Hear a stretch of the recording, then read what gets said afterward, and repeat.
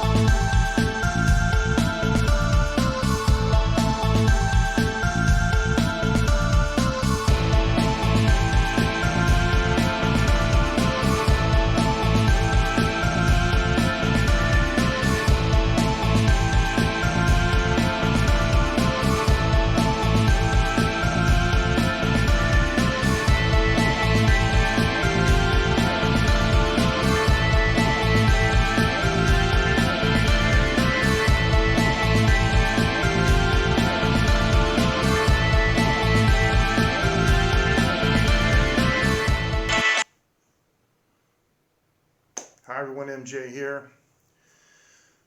Welcome to my personal recording studio in my home, and I want to welcome everyone on DLive, comments directly overhead, and down here, Periscope and YouTube. I want to say hi to everyone. It is about 6 minutes or so, before midnight local time here in Taiwan, and I wanted to do a quick whiskey review, and the studio is the place to do it. Although I don't want to use my analog console as a table, but yeah, it's funny because they always call these mixing desks. It's a desk, but not for that. Let me show you tonight's whiskey. This is Jura, and this is a whiskey I've seen around in Taiwan for quite some time. Always wanted to try it. The color, for one thing, really intrigues me because it's kind of reddish. It doesn't have that same kind of yellow, color. It's a 12-year, so it's actually quite red. And it is a single malt. It's not a blend. And the interesting thing is that in researching this, the distillery was established in 1810. Jura is actually an island off the west coast of Scotland. It's not too far from other islands that have, I believe, if memory serves, the Ardbeg distillery is relatively close. It apparently is the only distillery on the island of Jura. So this isn't like a Highland or an Islay, it's like its own thing. And because it's not a Highland Scotch, it is economically feasible to cut peat, So, hey, Dean, how you doing? Cheers, nice to see you. So it does have a slight peated flavor. And I bought this in Taiwan for 900 NT, which is about, let me see, that's going to be about $27 US, and it came with a mini. So I tried it already with the mini, but I haven't opened this because I wanted to wait for you guys. And so, yeah, unless there's a reason to delay, or you guys want to talk about something else for a while, we can crack this open. Now, the bottle just does say the Isle of Jura, and I'm not sure, I don't speak Scotch, but I'm not sure how to say that. But in English, it would be just Jura, and in American accented English, and just say the Isle of Jura. Now it's interesting to note that on the packaging, the box, which is really nice and had a beautiful brown interior, kind of a silk-looking thing, or satin. On the side of the box, when they explained about it, they actually misspelled the word island towards the end of the description. It's actually quite comical. I should have prepared a picture, you know, to show you, but I really wasn't expecting them to do that. Now this says single malt Scotch whiskey aged 12 years, and what it says on the label says a rich and rounded balance of subtle smoky notes with a sweet sherry cask finished. And that's what intrigued me about this whiskey, is because it starts out, it's been matured in oak, American white oak, which is pretty standard, but they're ex-bourbon casks. Now, I'm not a big bourbon drinker. I drink it once in a while. But they're bourbon casks, and they're oak. This thing is not an oak bomb, which I don't like. There's some whiskeys that are just an oak bomb, and no, it's not for me. This reminds me a little bit of Glendronach 12, and because it's finished in Oloroso sherry, and that's why it has this beautiful amber color. Look at it, it's almost red. I mean, my shirt is orange, and it's like, look at how dark this is. It's nice, beautiful, beautiful color. So it's the Oloroso sherry that gives it this color and that distinctive flavor. So let's just open it, because I don't want to talk about my reaction from the other day, you know, when I tried it last night, when I tried the mini. Let's just open it. It's got the usual, you know, foil. And let's see here. Pop this. This is actually quite nice looking. You know, the design of it is nice. It's got a, yeah, kind of a very artistic, you know. Okay, so let's see. And they say that the bottle shape is to make it more robust in shipping. Okay, here it comes. Oh yeah, a little bit of smokiness. So here's what we're going to do. I have my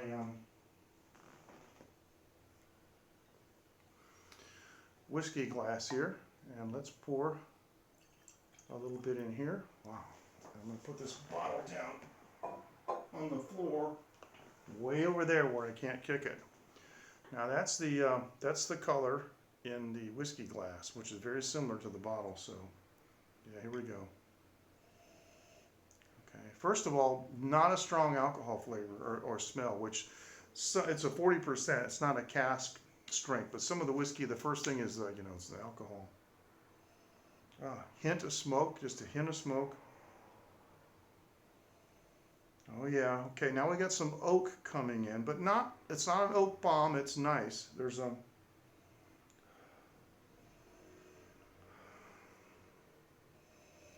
oh yeah, kind of a, it's a sweet, but not sugary sweet. It's more like almost like raisins. Maybe a little bit of caramel. The smoke is not overpowering at all on the nose. This is nice. This is a very nice nose. I could just nose this for a long time and just, yeah. See, some whiskeys in particular, even though they don't have a high alcohol content, there's something about how it evaporates in the glass and hits you in the nose, and this doesn't have that. This does, in Chinese we would say like la la or spicy. It doesn't have that spicy aroma. It's nice, it's balanced. Okay, so let's go for the taste.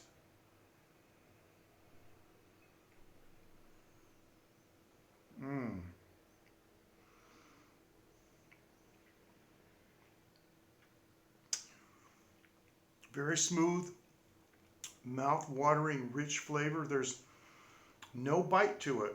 Again, that la la, that it doesn't, there's no burn. You can tell it's alcoholic. It doesn't have a high alcoholic content.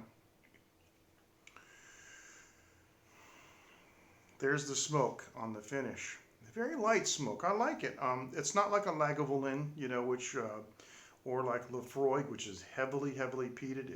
It's not, but it tastes a little bit to me like a finely crafted Highland Scotch, but there is that peat, and usually Highland Scotches don't have peat, because of the economics. But all right, and always, the first hit is one thing, but subsequent hits are you get more detail.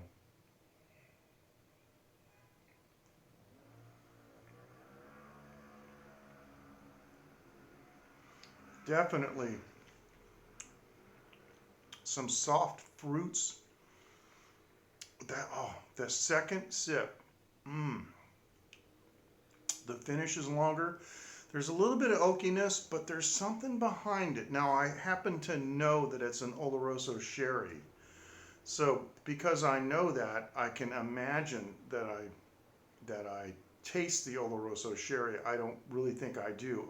It is a sweetness, but it's not the same as like the Glendronach 12 and some of the other ones that I tasted that have the sherry cask finish.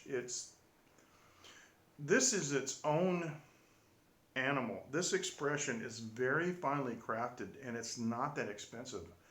I'm going to tell you right now, I can recommend this, the Jura 12, and now it makes me want to go look at the rest of the line. So they had an 18 and I think it was an 18 and a 21 that I saw, and at this price point, I mean, come on.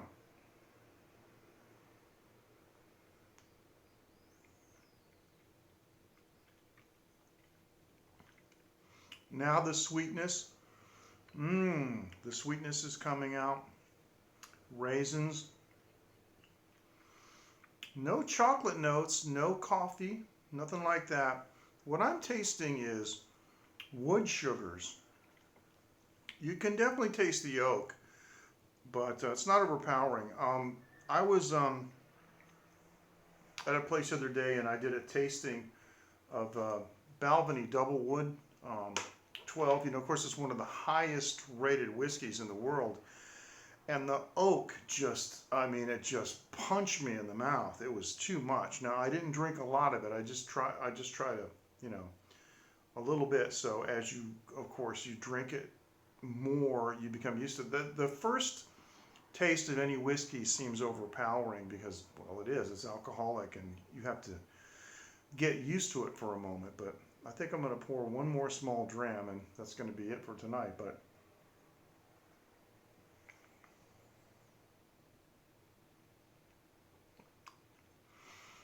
oh, that sip right there was like candy. Oh, okay, here's what I'm going to do.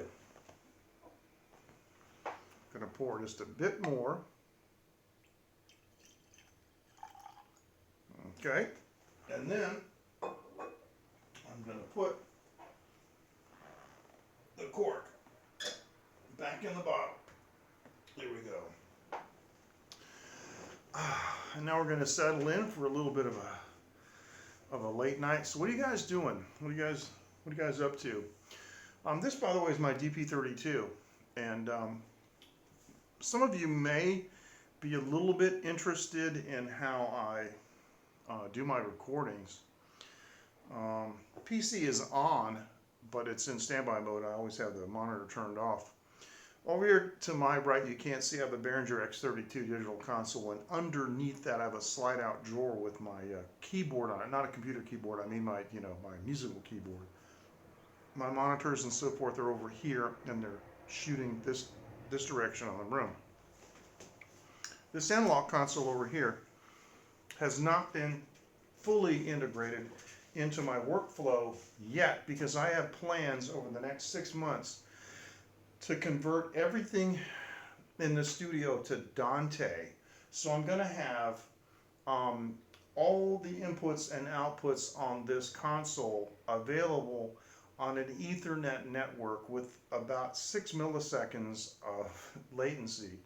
All the inputs and outputs available on this console, and they'll be going to the computer, and I'll be able to record to Reaper using the analog desk, which, if you guys have ever used an analog desk, I mean, I feel bad for you young kids, the dog kitties that never used the console. You've only mixed with a mouse or done everything in the DAW. I mean, if you put a kick drum or snare drum through this puppy and you deck the meters, but the output through the output buses, you appropriately record like about -12 dBFS on the DAW, but you get the analog color. It's amazing. And you know, there's no dynamics on this. This is strictly equalization and levels. And of course, there are effects sends. This console has 4 mono and 2 stereo sends and built-in effects returns up here, which are nice, which you don't really need because for cutting basic tracks, I don't use a lot of effects, and the mixing is different. But I mix on the X32.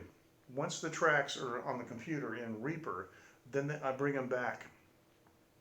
Currently, I'm mixing on USB on the X32, but I'm going to convert, as I said, the whole studio into Dante. And so any outboard effects that I have, like I use the TC Helicon Voice Live Touch 2, and I am ordering some more outboard gear that I can use analog I&Os on. All that will be available in Dante. So if you want to connect things together, you just click them, you just drag them, and you make connections. So anything, for example, if I wanted to bring up a channel like a microphone or or anything, guitar track or whatever, drum track, and I wanted to process it through the DP or the X32 because it has some really cool dynamics and built-in effects and its own equalization. If I wanted for some reason to process it and bring it back, I can easily do that, or go vice versa or whatever. Hybrid recording engineering, hybrid mixing is really the way to go. There are so many plugins, and I don't use plugins, by the way. I don't use a single plugin when I mix because I have everything on the DP32 that I need. There isn't any reason for me to use plugins. I can if I want it. It's available. I just don't need to.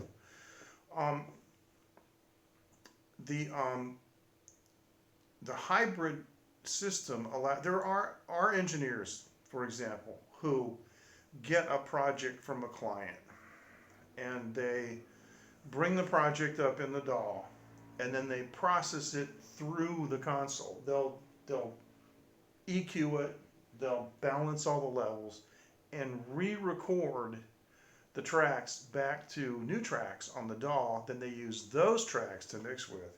So you can do that too. However, if you start out with analog, if you have the Dante system and you just put all your inputs into the console, like all your vocal mics, guitars, and everything is recorded through the analog desk, then you have the analog coloration onto the DAW in the digital domain, and it has that sound, but it's clean, it's digital clean. The noise floor is 96 dB down or something, and then you can mix in the digital domain and still have that analog sound. And that's and that plus whiskey,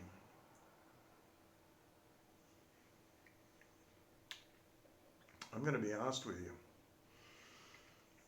I feel like I could do some really, really fine mixes with this Jura. So remember, Jura, Jura.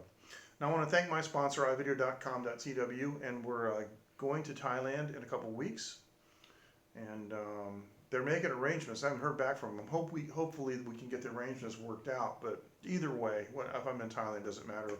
I'm going to be displaying their logo. They've been very good to me. We've had a 2-year relationship, and it's been fantastic, and they're super easy to deal with. The great part about ivideo.com.tw is that they match prices, and they have packages, either SIM cards or Wi-Fi boxes or battery bank Wi-Fi boxes that work virtually anywhere in the world, but especially in Asia. And if you're traveling, those of you who want to come to Taiwan and Japan, you need to get in contact with them. Look in my profile or in the video description, depending on which platform you're watching on tonight, and check them out. There's a 10% discount code. They deliver to your door, or you can pick up or drop off at the airport. It's fantastic.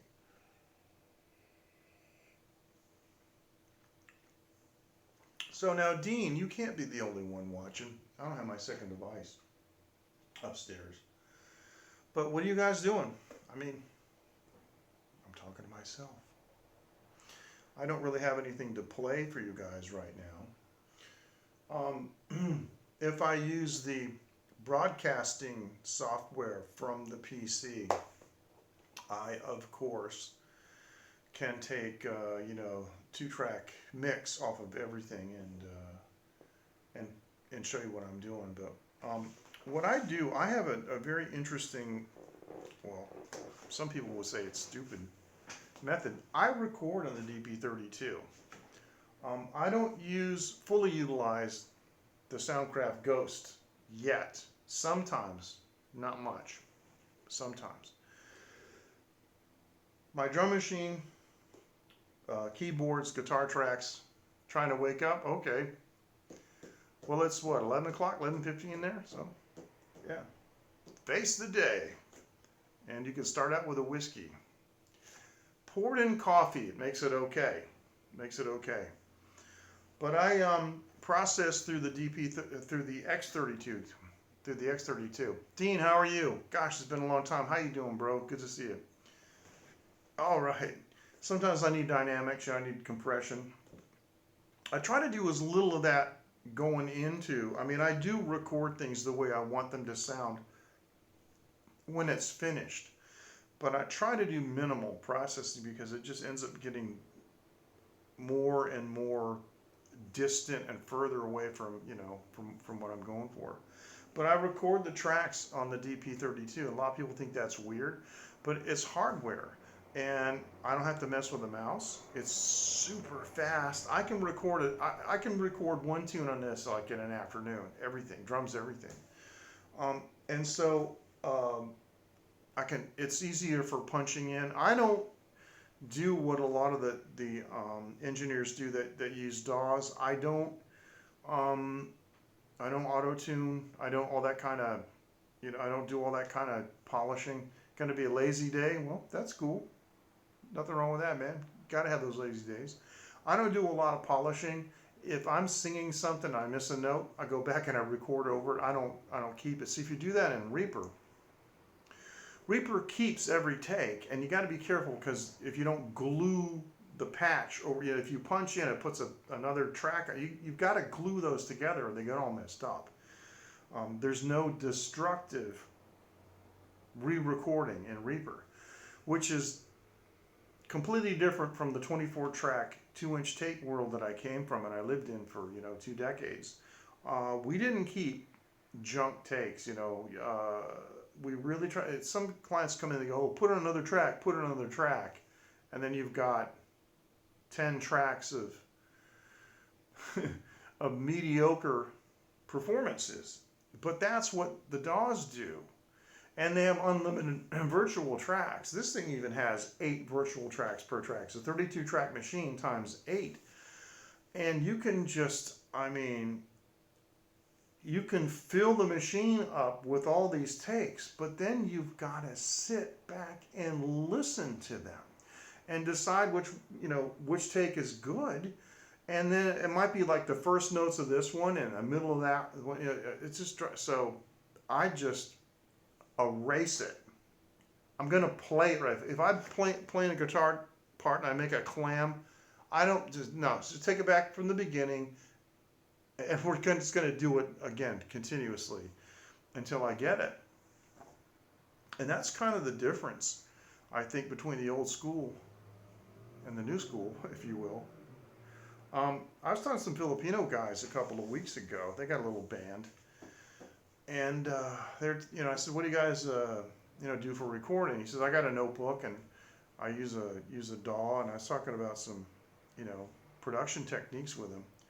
These guys have never made any records, And he says, "Just auto tune." I'm like, "What?" He says, "Yeah, just put the plug-in on, just auto tune it." I'm like, "What are you talking about?"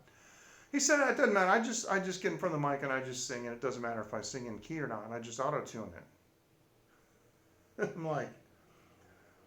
So I said it. I said, "Why? Can't you sing?" And he got offended with me. And I said, "Well, Why would you use auto-tune if you can sing it? I said, if you were in my studio, I'd roll it back and make you run it again, make you take it again. I worked with a guy in the 80s named Craig Faulkner.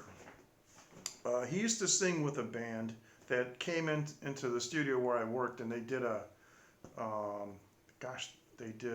forget how many tunes. I think they did 4. Anyway, we did a lot of work for weeks. It was great. And then Craig came back as a solo artist and wanted to, he wanted to work with me specifically, you know, because not only am I an engineer and a producer, I don't need an engineer. I can, you know, engineer my own sessions. But I'm also a singer, and I'm just being honest. I'm an accomplished singer, and I used to teach even, and so he wanted to work with me, and we had a great relationship, you know. But he knew that I could challenge him, and let me tell you what happened. See, I always like to look for the good in people if I can. Sometimes I complain, but seriously, you know, we all appreciate it when people look for the good in us, right? And so I try to do that. And I recognize that this guy had a tremendous amount of raw talent. He just hadn't been molded. He had not been mentored. See, where in his peer group and the group that he was playing with, he was one of the better performers. He was. But it's just that he didn't have anybody like me who was a little bit older and more experienced that could kind of direct him. He was the one that had the experience. He was the one that had the talent. So when he started working with me, I told him, it's going to be painful. And you ready to do this? And he said yes. And he had written some songs, and they were fantastic. And he brought the guys in, and they were, you know, we cut the tracks, and it came time for vocals. And I was relentless. I was terrible. I was horrible. I was in the control room pressing the talkback button, saying things like, are you trying to embarrass yourself or me? I mean, you said you were a singer. Can you hit the notes, please? We're going to take this again. And I beat him hard. And he started swearing on the mic. He was cursing, you know, and whatever. I didn't let it bother me at all, because I knew that's what I wanted. I wanted to push him. I wanted to challenge him to that limit. And that's how he expressed his frustration and got out of him. So what happened was, we cut the lead vocal track on one song, and it took about 2.5 hours. And if you talk to these kids that, you know, work out of their bedroom, not to be disparaging towards them, but I'm just saying, some kid with, like the Filipino guys, or with a notebook computer in their bedroom, auto-tuning everything. If you tell them you worked on the vocals for 2 hours, they would think that you were out of your skull. 2 hours to do what? We went line by line. See, we didn't auto-tune. I made him sing it. We went line by line. I punched in, punched in, punched in. Finally, I got in the talkback. I pressed the button. I said, we're done. Come in and listen to it. Oh, he was mad. He slammed the control room door, walked around behind the mixing desk, and I stood up. I was standing up because I wanted to, you know, meet him face to face. I said, listen what we got. Just stand here. So he stood behind the desk in between the monitors.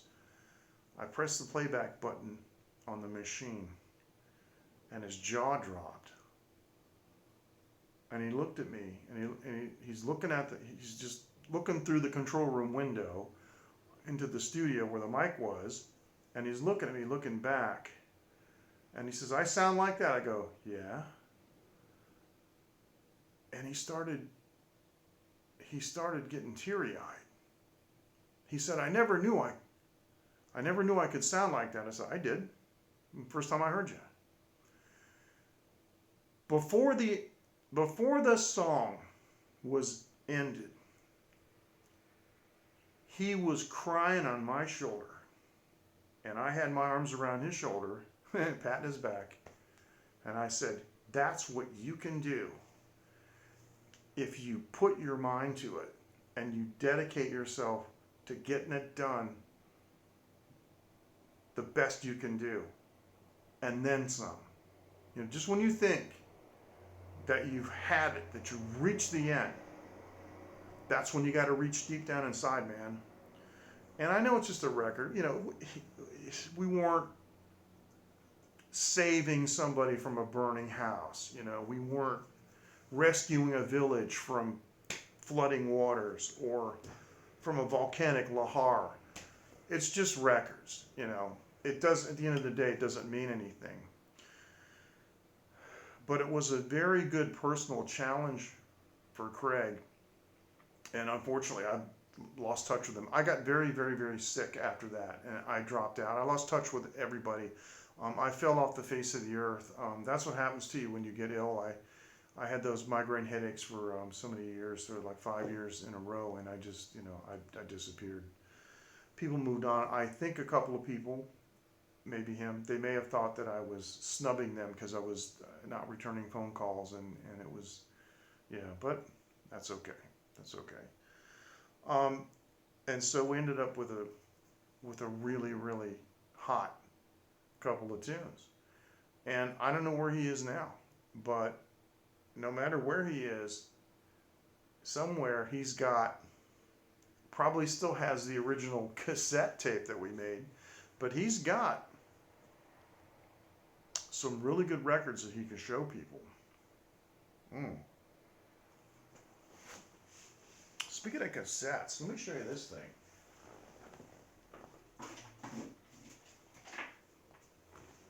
When's the last time you guys saw one of these? Look at this. If we press, it's this button here, is it? Let me see. Which button is it? Hang on. Oh, it's this button here. Pop it open, and there's the cassette tape. This is where we used to live years ago. But this, believe it or not, cost 20 bucks. It says auto reverse stereo hi-fi mega bass, but it has a USB port on it. It's a 2-channel, it's a 16-bit 44.1 kilohertz, which is the same resolution as the compact disc USB interface. And my friend Eddie gave me a bunch of tapes. Man, they're all soul tapes and stuff. He's got like, you know, Smokey Robinson and just Eddie Cornelius. He's got all this really cool stuff, man. He gave me like 8 tapes, and I've been dubbing them. I've been dubbing them on digital for him so he can listen to them on his phone and stuff. But the thing has a headphone output. It's like, it's a Walkman, man. You can walk around and play cassettes on it. It's got mega bass. It doesn't come with headphones. Oh, actually, it did come with headphones, but they're cheap. There's just cheap junk. But it's got the old-fashioned USB, not the micro. It's got the mini USB. But it also charges it. It's rechargeable. So when you have it connected to your computer, it recharges it. And the cool thing is it's auto reverse. Fast forward, rewind. Now there's no speaker in it, so you can't play it. But I know I was tickled to death. I saw this for sale here in Taiwan. Eddie was saying, can you dub cassettes for me? I said, yeah, I've got a Philips boombox, form factor with a headphone output, and I put the headphone output into the console to hear what it sounded like, and it just too much noise and things. I tried using a choke to filter out some of the RF. It didn't work. So I found this thing online. It's perfect. And so you just press the little open button in there. It flips open, and there's your cassette. And of course, there's no record heads. Really, really simple transport. It's been a long time since I've seen one of these transports, by the way. And years ago, I used to work in a factory that made transports. But it also, here's the other thing. Here's the battery compartment here. So if you put rechargeable batteries in it, so that is cool. The Super Cassette, it's 20 bucks, man. So a lot of people still have cassettes, but they don't know where to get the, you know, the player. The funny thing is the cassettes don't seem to be as susceptible to the stickiness problem. See, all the tapes that I used to do way back when, you have to bake them now. Over time, they absorb moisture and the oxide gets sticky, and you have to bake them to remove the moisture. And I had a 2-track mixdown I did at a studio, Lou Balinese studio in Long Island. It was the first John Stork live-in dead-end room he ever designed. And I did a session there with a band called Britain in 1981. And I played the master tape back about 6 years after that, and it broke. It stuck to the heads. And so, yeah. And when it broke, it stretched. So I knew I couldn't just, you know, razor it back together. I'm really good with a splicing block and a razor blade on old tape. That's how we edited. I'm really good with that. But so I just wound it together manually, put it back in the box, and I haven't touched it since. And it's in the Boston area, up in the tape room of Fleetwood, and it's probably moldy by now, but all right, coming down to the end. I got a little bit more. This is a really nice dram, and the more I drink it, this is the second glass I've had. This is my final glass, and it's, you know, I did not only had like this much in each glass. It's really nice. This Jura, I'm really enjoying it, and the smoke's not overwhelming. It's a nice change. In fact, you guys know that the only blend I like to drink is Teacher's Highland Cream, and that is a Highland that has smoke. It's mostly Ardbeg whiskey, but Teacher's has more smoke than this. The smoke is subtle, but it's just another flavor ingredient rather than the main component. Like if you get a Lafroig, I mean, you can pop the cork and hold it at arm's length and you can smell the smoke there. It's like, wow, is the house burning down or what? And sometimes the smoke is phenolic. I had I'm not sure how to pronounce it, Asgeg. I had a bottle of, I guess it was 12-year-old. This is quite a while ago. And it was medicinal. I liked it. It was really smoky, but it was too phenolic. It tasted kind of artificial, but not this guy. This is really nice. Now, for those of you who didn't see it earlier, this is the bottle. It's a Jura 12. And Jura is an island in Scotland, and this is from the Jura Distillery, Craighouse, Isle of Jura, Scotland. And there's only one distillery on this whole island, and it was established, as you see there, in 1810. So now, because I've seen this around, I've seen it around a lot. So now I want to check out their other expressions. So, and with that, ladies and gentlemen, I will take my leave of you, and thank you so much for joining. And look for us soon in Thailand. And please like and subscribe on YouTube. I don't need the follows on Periscope, and quite frankly, follows on DLive are useless. They don't do anything, so nobody cares about DLive. But I broadcast on DLive because it's a nice platform. I like it. I like it a lot. I see a lot of potential in it, but I don't think it's being realized. But thank you so much. And until next time, we'll say wine on, good night, Zai Jian, see you next time for Taiwan Live TV. Thanks for sticking around. You guys take care. Unless, any questions? Any questions before I go? Any questions? I don't mind sticking around, but I'm talking to myself. A friend of mine named John D did a song called Talking to Myself. I played guitar parts on it. Actually, I engineered the sessions. Talking to myself. It's a great tune, actually.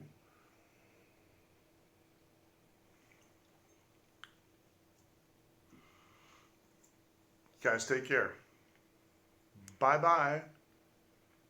And that's the end of the show. We're off the air.